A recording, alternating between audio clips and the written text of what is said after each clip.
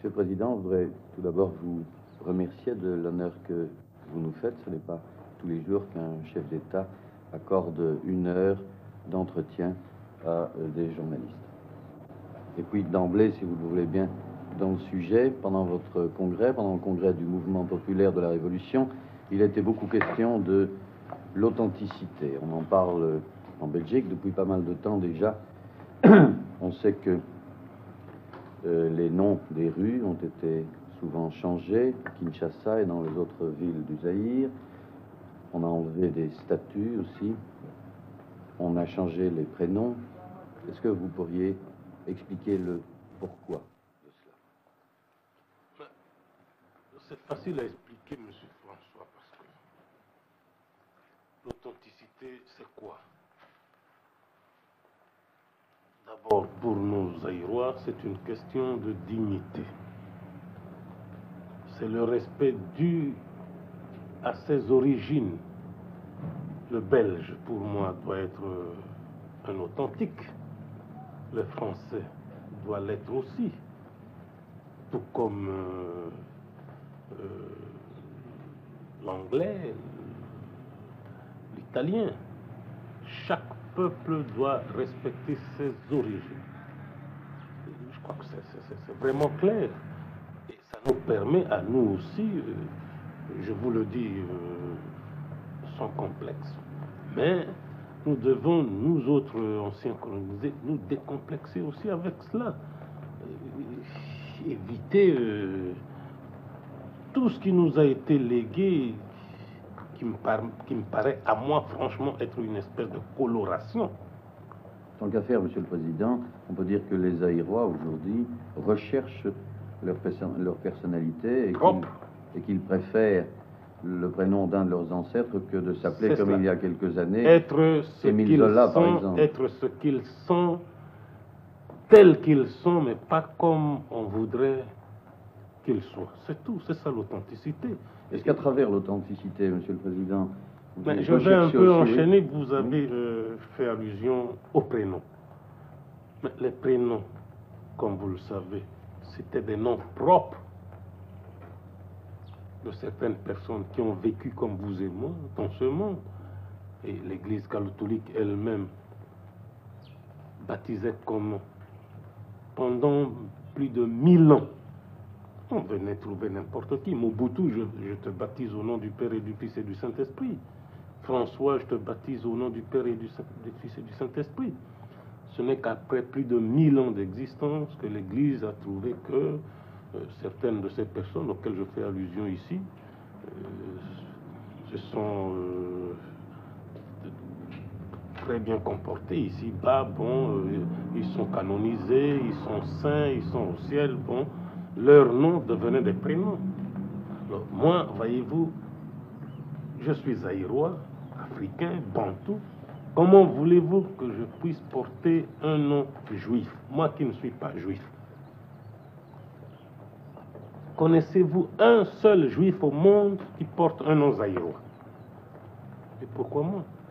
Croyez-vous vraiment que ce serait intelligent, pensable de la part d'une jeune fille de mon pays de porter le prénom de Chantal, de Marie-France, de Marie-Flore? Ça veut dire quoi? Voilà. Monsieur le Président, est-ce qu'à travers cette authenticité, vous cherchez également à créer au Zaïre une conscience nationale? Cette conscience nationale existe depuis mon avènement au pouvoir, depuis le 24 novembre 65. Parcourez un peu le pays, Monsieur François, vous verrez de vos yeux, vous constaterez de vous-même que la prise de conscience est très nette dans le pays. Et c'est ça le résultat le plus palpable auquel nous sommes arrivés. Est-ce que ça n'était pas fort important après les premières années d'indépendance, qu'on avait vu s'installer le chaos, les luttes tribales? Mais je crois avoir déjà eu l'occasion de le dire à pas mal de vos confrères. Inga, sur le plan de l'industrialisation, c'est bien. La sidérurgie de Maluku, c'est bien. Le pont que nous allons jeter sur le fleuve Zaïre à Matadi, tout ça, c'est bien. Ça va aider le pays sur le plan économique et social. Mais l'essentiel a été et reste pour moi la prise de conscience nationale. Cet orgueil national qu'on trouve chez n'importe qui parmi mes concitoyens, c'est ça qui compte pour moi. Question peut-être un peu plus délicate, Monsieur le Président. Allez-y. Il y avait déjà la négritude, il y a maintenant l'authenticité. Oui. Quelle est la différence que vous faites entre négritude et authenticité? Vous connaissez personnellement la personnalité africaine qui a donné naissance à la négritude. Au fond, ce n'est pas léger ce que je vais vous dire ici, mais je ne tiens à passer personne. Je suis chef de l'État, tout comme mon ami et frère, le président Senghor. Et ici, il faut qu'on se réfère un peu à mon discours à l'ouverture du congrès du parti, du MPR. J'ai commencé par dire textuellement ceci, que l'authenticité n'est pas une affaire typiquement zaïroise ni africaine. Elle était universelle. Et ici,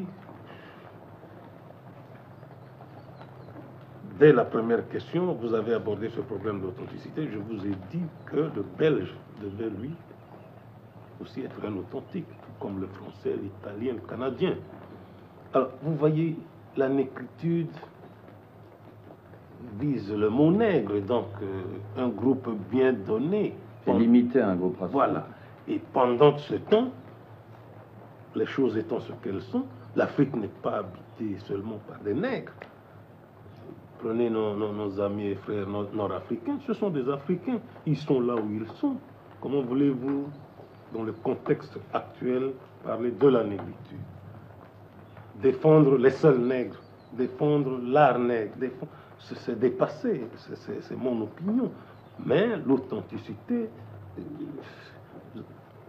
je ne sais pas si vous n'étiez pas dans la salle l'autre jour, lorsque le délégué américain est intervenu. Il nous a défendus en disant que lui-même, tout en étant américain, bon, il défend à partir d'aujourd'hui, à partir de son séjour au Zaïre, l'authenticité, et grâce à cela, maintenant, il est fier de ses origines irlandaises. Mais c'est ça, tout en étant américain, il respecte ses origines. C'est ça l'authenticité.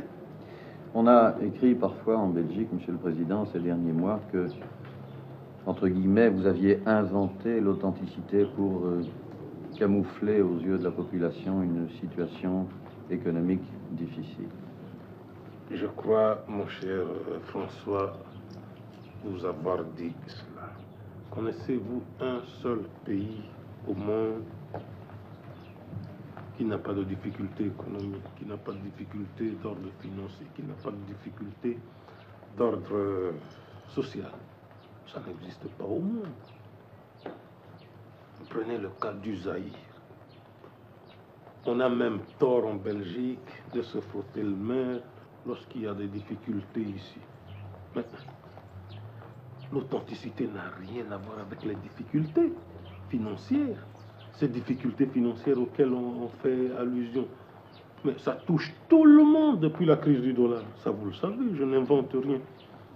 Et puis, en Belgique, il suffit simplement qu'on ouvre les pages financières et boursières de chaque journal, qu'on dise « Ah, le cuivre baisse », il dit « Bon, ça y est, on va voir avec Mobutu, on s'en réjouit ». Je ne sais pas pourquoi et pour quelle raison. Mobutu n'est pas le seul producteur de cuivre au monde. Le Chili produit le cuivre, le Pérou, le Canada, les États-Unis, la Zambie, pas mal d'autres pays. Mais en Belgique, on ne voit que le métal rouge lorsqu'on veut parler de Mobutu ou de ses difficultés. Mais l'authenticité existe.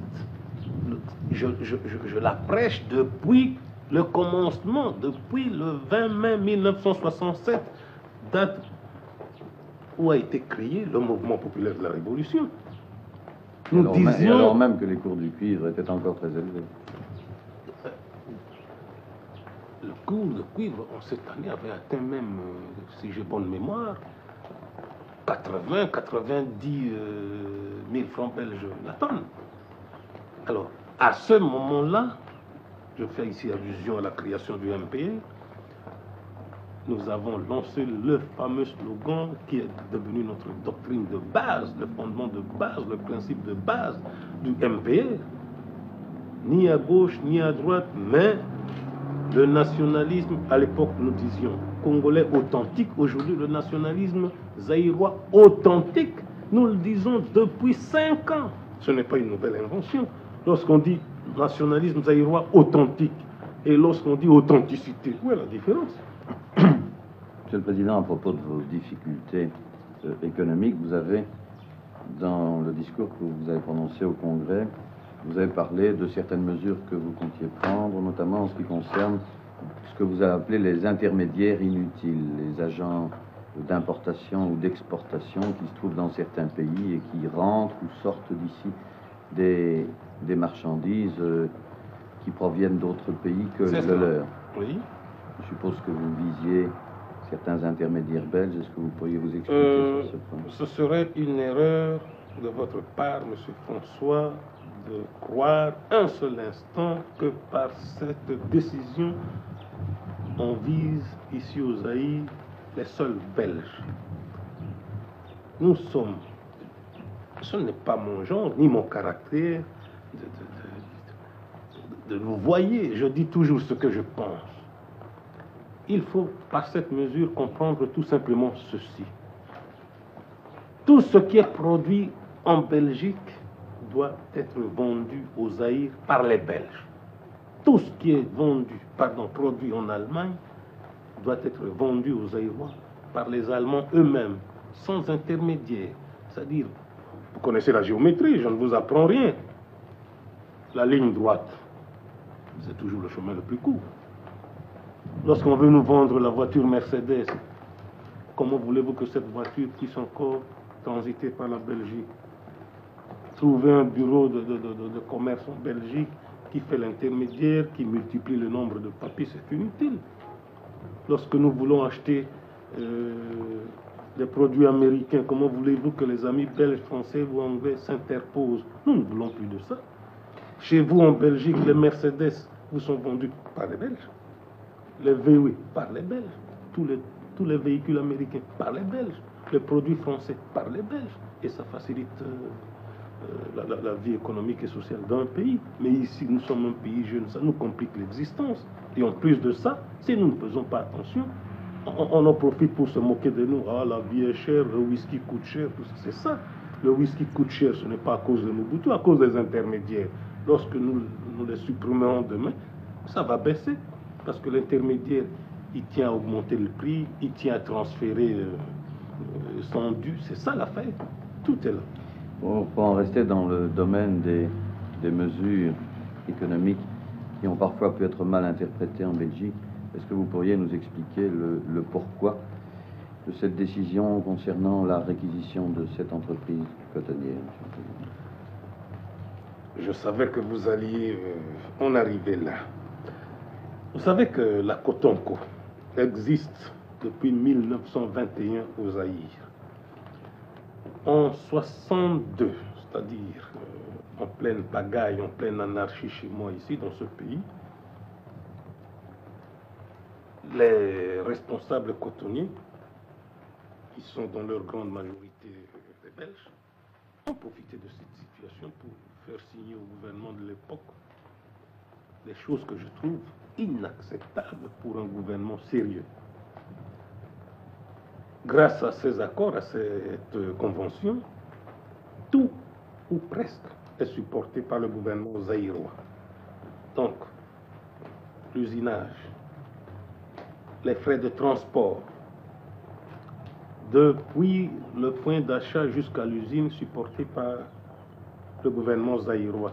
La campagne cotonnière supportée par l'État zaïrois. Tout ce qu'on peut trouver depuis 1962 chez les cotonniers, même les crayons, les gommes qu'ils utilisent pour les travaux normaux dans les bureaux, supportés par l'État zaïrois. Tous les frais généraux par l'État zaïrois. ce qui est inadmissible pour un pays jeune, sous-équipé, comme je l'ai dit l'autre jour. Nous avons dit non, nous avons renoncé à cela. Un exemple type, dans la région de l'Équateur, à Businga, une usine est tombée en panne depuis 4-5 ans. Pour son remplacement, il fallait simplement sortir 5 millions de francs belges pour la remettre en état. Mais nos amis ne l'ont pas fait. Et depuis l'indépendance, je dis bien depuis l'indépendance, c'est la 12e année, ces messieurs n'ont pas sorti un seul centime pour investir nulle part. Et dans le cas de Businga, qu'est-ce qui se passe? Tout le coton de la région de Businga, puisque c'est au frais de l'État, donc de la princesse, on le transporte depuis Businga jusque dans les Ouélés. Ça vous fait plus de 400-500 km. Aller-retour. Coton et puis les graines, tout ça, bon, au frais de l'État. Au lieu de sortir 5 millions, ils n'investissent. Tout a d'ailleurs été amorti depuis 3, 4, 5 ans. Ils travaillent comme ça, ils tournent et tout, et ça augmente le prix. Ce sont des vieilles usines, des vieilles machines. Et nous ne touchons même pas à leurs usines. Nous avons fait le nécessaire auprès de certains pays. Nous allons acheter d'ici la fin de l'année nos propres machines, on va monter ses propres usines et ils peuvent démonter leurs vieilles machines et partir avec, parce que j'ai vu dans certains journaux il y a des passages où on disait bon, cela correspond à une mesure de nationalisation. Il n'en est pas question. Les machines resteront telles quelles. Nous les avons réquisitionnées tout simplement pour ne pas tout arrêter inutilement et faire souffrir les paysans. Ça doit tourner et à la tonne, nous payons ces messieurs, c'est tout. Mais les usines, c'est pour eux. Ils peuvent les laisser pourrir, tout comme ils peuvent les démonter pour rentrer avec en Belgique. Mais puisqu'ils n'investissent plus, vous savez que la Cotoncroix investit dans le chocolat, dans le biscuit en Belgique, l'affaire n'est plus rentable. Et mettons tout ce qu'ils font. Moi, j'appelle ça du chantage. Dans le même ordre d'idée, Monsieur le Président, le Congo, pays sous-équipé, le Zaïre, pardon, pays sous-équipé, a besoin évidemment d'investissement. Oui. Il a trouvé maintenant, ce pays, sa stabilité politique qu'il n'avait pas entre 60 et 65. Est-ce que vous pouvez nous parler des garanties que vous offrez aux investisseurs belges, pas les grosses entreprises, mais les entreprises petites et moyennes qui pourraient créer ici des activités diversifiées? Vous savez, entre nous, franchement, Monsieur François, les garanties auxquelles vous faites allusion se trouvent dans le Code des investissements rendus publics, c'est-à-dire promulgué par moi depuis la date du 29 juin 1969. Tout est là. Et depuis lors, je n'ai cessé de voyager. J'ai été aux États-Unis, les investissements américains affluent ici. J'ai été au Japon, les Japonais investissent. J'ai été en France, les Français investissent. J'ai été en Allemagne, les Allemands investissent. En 69, début novembre, j'étais chez vous. Il n'y a encore rien. Mais on attend toujours des occasions, genre l'affaire des cotonniers, pour dire ah voilà, qu'est-ce qu'on vous disait, ce Mobutu, il exagère, voilà, il vient encore d'importuner les cotonniers. Je parle des intermédiaires, ah, vous voyez, comment voulez-vous faire le commerce chez lui? Ah, mais je n'importune personne. Le commerce en Belgique est tenu par qui? Les poissonneries sont tenues par des Belges. Les boucheries par des Belges. Depuis votre séparation avec les Hollandais, les bouchers sont belges, les poissonniers sont des Belges, tous ceux qui font le petit commerce, le petit détail, ce sont des Belges. Pourquoi ne pas réclamer la même chose chez nous, dans un pays qui se proclame indépendant? C'est ça l'indépendance.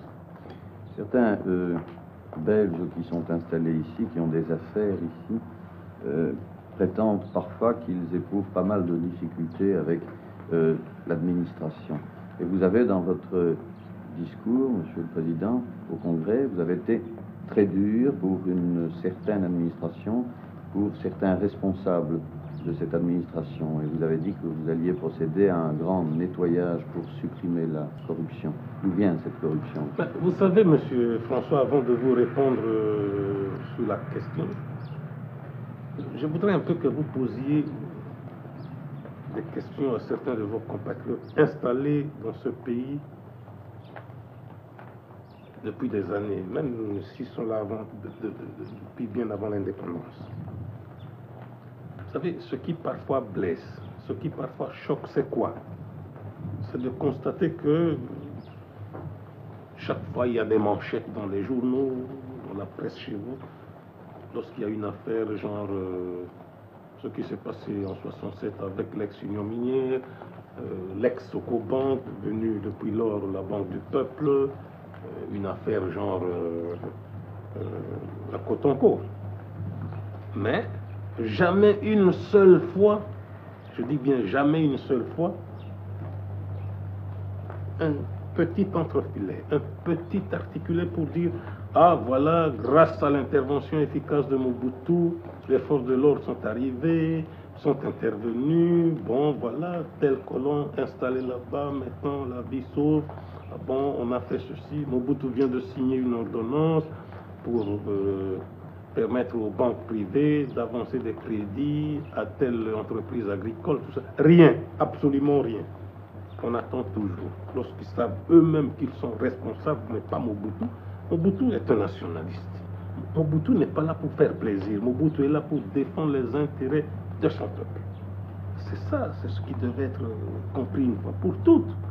Vous avez connu l'affaire VE avec la maison d'Itraine Frère chez vous. Mais enfin, lorsque je lis certaines bévues dans la presse, ça choque inutilement. Mais n'exagérons pas, depuis 2 bons mois, depuis 3 bons mois, les choses ont l'air de très bien marcher. S'il n'y avait pas cette malheureuse affaire Cotoni, ex-Cotonco, mais là aussi, ces messieurs ne peuvent pas avoir des inquiétudes. Leurs usines sont leur propriété. C'est à eux, ce n'est pas à nous. Nous n'allons pas y toucher. On a réquisitionné ces affaires uniquement dans le but de traiter le coton, c'est tout. Et nous avons passé des commandes, d'ici quelques mois, nous aurons nos propres usines. Ils peuvent garder sur place leurs usines ou bien les démonter, aller avec en Belgique, traiter le coton là-bas sur place. Quant à la question qui touche à la corruption. D'où vient-elle? Oui, mais ce n'est pas un mal propre à la République du Zaïre ou aux seuls Zaïrois. C'est un mal qu'on trouve partout, dans n'importe quel pays au monde, même chez vous. Qui nous a appris la corruption? Je crois que c'est vous autres. Je vous parle ici franchement. Qu'est-ce que vous appelez corruption? Avant mon avènement, de 60 à 65, donc lorsqu'on venait avec de l'argent, dire par exemple à un politicien, allez, faites ceci, faites cela. Lorsqu'on va chez un militaire, allez, prenez l'argent, il faut renverser Mobutu, il faut provoquer des troubles. Tchombe, s'il a été à la base de la corruption, pardon, de la sécession, c'est parce qu'on l'avait corrompu. Ce n'est pas un mal, une nouvelle invention du Zaïre. Donc, c'est de l'importation. C'est pourquoi nous combattons ce mal d'importation. Vous êtes montré très sévère l'autre jour dans votre discours en faisant allusion au fait que cette corruption s'est peut-être installée à tous les niveaux de l'administration. Vous avez parlé d'un grand nettoyage. Est-ce que vous croyez que c'est possible? Est-ce que vous n'allez pas faire énormément d'ennemis? C'est déjà en cours. Ennemis dans ce pays, non. Au contraire. Au contraire. Le chef ne peut pas tenir 2 langages. Un langage pour épater la foule et un langage pour faire plaisir aux amis et tout ça. Mais les ennemis, à partir du moment où ils ne sont pas dans le peuple, à partir du moment où le peuple est saint, c'est ça. Ça suffit en fait. Mais pour réaliser ce grand nettoyage, entre guillemets, il vous faut une discipline très grande de la part de votre peuple, et on aborde alors le problème politique que vous avez d'ailleurs aussi abordé dans votre discours. Depuis 1967, le Zaïre connaît un parti unique. C'est le régime du parti unique. Un parti national. Un parti national. Certains diront que ça ne laisse pas le choix entre plusieurs partis. D'autres diront que c'est une formule qui est la plus valable pour instaurer la stabilité politique au Zaïre. Qu'est-ce que vous dites pour défendre? Entre nous, franchement, M. François, voilà. Maintenant, en le disant, vous péchez vous-même. C'est un péché contre l'authenticité. Parce que, autant me dire à moi, tant que vous n'aurez pas autant de partis politiques comme en Belgique, bon, ce n'est pas de la démocratie. C'est ça. Mais comment voulez-vous que je puisse, moi, Zaïrois, agir en belge? Moi qui ne suis pas belge, moi qui ne suis pas français. Comment voulez-vous un seul instant que je puisse jouer aux penseurs belges, aux penseurs anglo-saxons, français? Je ne suis pas anglo-saxon, je ne suis pas belge, je ne suis pas français ni italien, je suis zaïrois. Mais vous êtes, vous autres, un monde d'opposition. C'est dans l'opposition que vous essayez toujours de trouver la vérité. Mais par contre, nous, Zaïrois, nous sommes plutôt un monde de juxtaposition. Nous sommes pour le dialogue. Et puis le chef chez nous, ça ne se discute pas. Vous nous avez colonisés. Citez-moi un seul village, et Dieu seul sait si on a des millions. Un seul village où il y a deux chefs. Un seul village où on vous dira, voilà, au milieu, la grande maison, c'est la maison du chef de la majorité. Au bout du village, c'est le leader de l'opposition. Ça n'existe pas. Ça n'existe pas. Ce n'est pas dans nos traditions. Deux chefs. Je l'ai dit dans mon discours. Deux têtes sur un seul corps, c'est déjà un monstre pour nous. C'est un luxe dont on ne veut pas ici au Zaïre. Le chef d'abord, ça ne se discute même pas. Donc pour vous, tant que les gens de l'opposition n'auront pas sifflé Mobutu, n'auront pas jeté des pierres sur la voiture de Mobutu, donc la démocratie n'existe pas au Zaïre. Mais le jour où on proclamera pour le Zaïre 4 partis politiques, allez, pam, pam, pam, les caméras arrivent, les caméramens pour filmer, bagarre au Zaïre, le Parti démocrate chrétien, majoritaire, le Parti socialiste en seconde position. Ce n'est pas propre aux Zaïrois, ce n'est pas propre aux Bantous que nous sommes. Nous ne sommes pas belges. Vous risquez de pécher contre l'authenticité. Laissez-nous vivre comme nous l'entendons. Prenez-nous tels que nous sommes. Pas comme vous voudriez que nous soyons. Par contre, vous avez répondu aussi au cours du Congrès à ceux qui pourraient penser que votre régime étant basé sur un parti unique, que ce régime ressemble à certains régimes que l'on connaît, et on pense surtout au régime de l'Est. Et même là-dessus, mon cher François, le Zaïre est un cas à part. On ne peut pas nous comparer avec n'importe quel pays.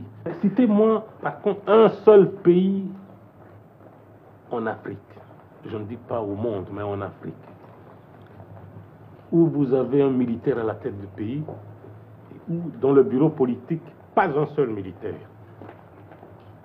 Au sein de l'équipe gouvernementale, pas un seul militaire. Dans l'administration, aucun militaire. À la tête des provinces, des districts, des territoires, aucun militaire. C'est ça la démocratie à la zaïroise. Pas nous. Nous sommes un cas à part. Précisément, monsieur. Vous me tranchez la tête aujourd'hui. Plus d'un militaire au pouvoir. Le militaire, ce qui l'intéresse aux Zaïre, c'est la caserne, c'est le maintien de l'ordre, la sécurité. Un point, c'est tout. Le militaire ici, ce n'est pas pour le gouvernement, le bureau politique, être gouverneur. Non, sa caserne, son canon, sa mitrailleuse. Et en plus de ça, l'éducation populaire, civique, qui lui est donnée. Parce que nous sommes la seule armée au monde où il existe une direction de l'agriculture. Autour de chaque camp, de chaque campement, vous avez des élevages. On cultive. Il a là-haut et il a le fusil. Tantôt, on fait passer là-haut à la main gauche le fusil, main droite, et puis le lendemain le contraire. Voilà le militaire zaïrois. C'est unique. Vous répondez peut-être déjà à la question que je voulais vous poser, Monsieur le Président. En fait, c'est le général Mobutu, à l'époque, qui a pris le pouvoir en 65, alors que le pays était plongé dans le chaos. Et le général Mobutu, c'était un militaire, et pendant 2 ans, on a pu penser que l'armée avait réinstallé l'ordre dans ce pays. Et puis, il y a eu le mouvement populaire de la Révolution que vous avez créé. Alors, est-ce qu'il n'y a pas danger de voir s'installer un mauvais esprit entre le mouvement populaire de la Révolution d'une part et l'armée d'autre part qui pourrait se sentir frustrée puisque c'est elle qui vous a placé au pouvoir? Mais, encore une fois, voyez-vous, monsieur... Vous allez me dire que je raisonne à l'occidental. Mais c'est ça justement. Ici, au Zaïre, nous sommes une société intégrée. Intégrée veut dire que le militaire ne forme pas une caste à part. Le civil n'est pas à part. Tout le monde dans une même et seule famille que nous appelons la nation zaïroise, avec un seul chef. Le but à atteindre est le même pour tout le monde. La sécurité, c'est l'affaire du militaire et de tout le monde. L'industrialisation, bon, le gouvernement s'en occupe, tout comme la planification, c'est l'affaire de tout le monde. Personne n'a le droit de dire si ça va mal, ah, c'est la faute des militaires, parce qu'ils n'ont pas très bien assuré la sécurité. La jeunesse fait la sécurité. Chaque citoyen de la République fait la sécurité. C'est l'affaire de tout le monde. Si l'agriculture va mal, c'est l'affaire de tout le monde, parce que le militaire s'occupe de l'élevage aussi, s'occupe de l'agriculture aussi. C'est l'affaire de tout le monde. Vous voyez, on ne laisse plus à qui que ce soit de s'occuper d'une seule branche, d'un seul secteur, pour qu'on dise, ah, si ça va mal, c'est... Non, c'est l'affaire de tout le monde. Vous avez vu, n'est-ce pas, au Congrès, la participation de tout le monde. Tout le monde était là. Le syndicaliste, le militaire, l'inspecteur de la police, l'ambassadeur, le gouverneur, l'administrateur de territoire, le commissaire de district, tout le monde. Les chefs coutumiers, les représentants des églises, tout le monde. Monsieur le Président, on en vient maintenant, si vous le voulez bien, au rapport entre l'État et l'Église, qui ont été quelque peu perturbés ces temps-ci, avec notamment l'affaire Maloula. Qu'en est-il exactement de ces rapports? C'est chez vous, en Belgique, qu'on a exagéré l'affaire. On a monté en épingle cette affaire dans le seul but de nuire. Voilà, cette fois-ci, on a Mobutu, il a touché à l'église, bon, allez. On trouve un nouveau Godefroy de Bouillon, guerre sainte contre Mobutu. Voilà tout ce qu'on voulait. Or, l'affaire Maloula n'avait rien à voir avec l'État d'un côté ou l'Église de l'autre. Pour nous, c'était un individu, citoyen zaïrois. Citoyen zaïrois avant tout. Donc, censé se soumettre aux lois nationales de son pays avant la loi canonique. C'est clair. L'homme qui vous parle est un catholique comme Maloula. Hein? En Belgique, il suffit de rien parce qu'il s'agit de Mobutu. Allez, voilà. On ne l'a pas eu du côté économique. Allez, voilà, il a touché à l'église. Allez, guerre sainte. Allez, toute la catholicité contre Mobutu protège. Voilà. Qui a finalement raison? Mobutu a raison. Mobutu ne voit que les intérêts de son pays. Avant toute autre chose. Lorsque les intérêts de la République du Zaïre sont en jeu, il m'arrive même d'oublier que je suis catholique. C'est ce qui s'est passé dans l'affaire Maloula. Je dis bien l'affaire Maloula, mais pas conflit Église-État, comme vous le dites là. Tout ce que nous demandons à Maloula, c'est ça. C'est de se sentir avant tout zaïrois. Parce que pour nous, il est né zaïrois avant de devenir prêtre. Zaïrois, il est prêtre de Dieu, il l'est devenu. Seulement par après. C'est clair. Et vous n'entendez pas que les responsables de l'Église se mêlent de la politique? Il n'en est pas question, c'est inadmissible, inacceptable. Si ça se fait en Belgique, si les curés se mêlent de la politique chez vous, tant mieux, mais ici, chez moi, pas question. On ne peut pas mélanger les deux choses. Même le Christ lui-même était formel. Hein. À Dieu ce qui est à Dieu, à César ce qui est à César. On ne peut pas. Vous voyez, encore une fois, vous péchez contre notre authenticité. Il ne faut pas voir nos problèmes ici comme si nous étions des Belges. Nous avons été colonisés par la Belgique. C'est historique. On ne peut pas le nier. L'histoire nous marque, vous marque là-dessus, c'est tout. Mais une seule chose est certaine, c'est que malgré cette colonisation, ne croyez pas que vous avez laissé 21,5 millions de Belges ici. Non, depuis l'indépendance, disons plutôt depuis le 24 novembre 1965 jusqu'à ce jour, mon travail consiste à rappeler à chacun de mes concitoyens que nous sommes des Zaïrois, nous devons le rester. C'est ça l'authenticité. Et pour en revenir à l'affaire Maloula, c'est clair, c'est une affaire déjà réglée, ça appartient au domaine du passé. On peut en parler, mais à l'imparfait, c'est fini tout ça. Mais je suis sûr qu'à son retour, il comprendra ses erreurs du passé et il s'en sortira désormais plus zaïrois que jamais. C'est ça le problème. Le Zaïre a besoin d'un chef unique, c'est la psychologie africaine. Vous l'avez souligné à plusieurs reprises au cours de notre entretien. D'aucuns, réfléchissant sans doute une fois de plus à l'occidental, diront que c'est presque le culte de la personnalité. Qu'est-ce que vous répondez? Mais, entre nous, franchement, voyez-vous, ça me fait rire. Pourquoi? Ça me fait rire parce que je me réfère ici à vos jours.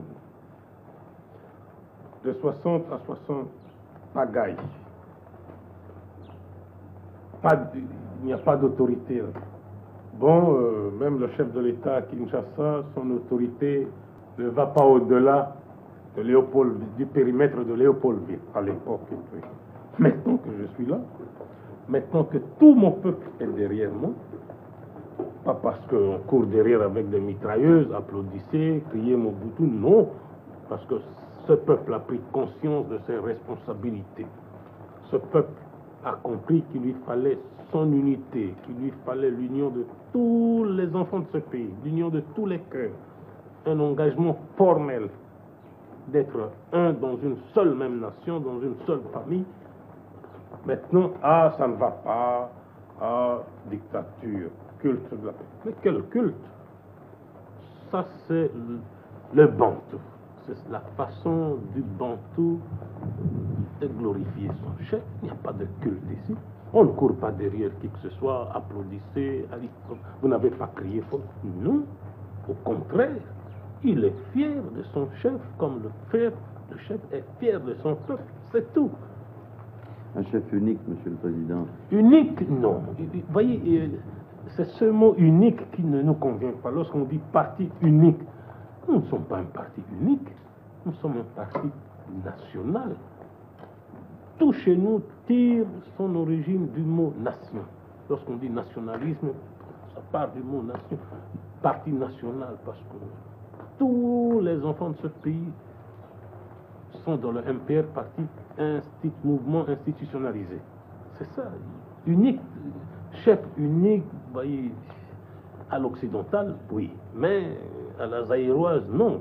Alors disons tout de même que vous êtes le seul chef, mais est-ce que Mobutu, le seul chef, n'est pas aussi très seul lui-même? On a parlé de Mobutu, l'homme seul. Si vous dites le seul chef ou le chef unique, si vous dites incontesté, oui, il n'est pas contesté par son peuple, c'est ça.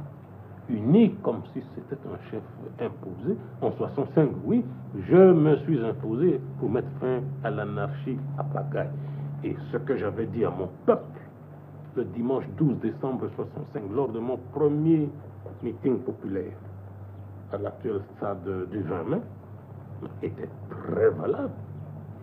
Ça émanait d'un soldat lorsque je dis que c'était pour 5 ans. Mais les choses ont évolué rapidement et au terme de mon mandat, je me suis trouvé là devant une situation que je n'avais pas prévue le 24 novembre 65. C'est ça la situation, c'est ce qu'il faut comprendre. Pour moi, le 24 novembre 65, c'était le retour à l'état-major général. Mais d'aucuns peuvent croire que je préparais mon avenir, ma situation, mais c'est la situation qui a évolué autrement. Mais dire, comme vous le dites là, qu'il est un peu trop seul, je ne crois pas. Trop seul, si vous faites allusion peut-être aux cadres, à certains dirigeants qui m'entourent, ça, depuis la création du monde, c'est pareil.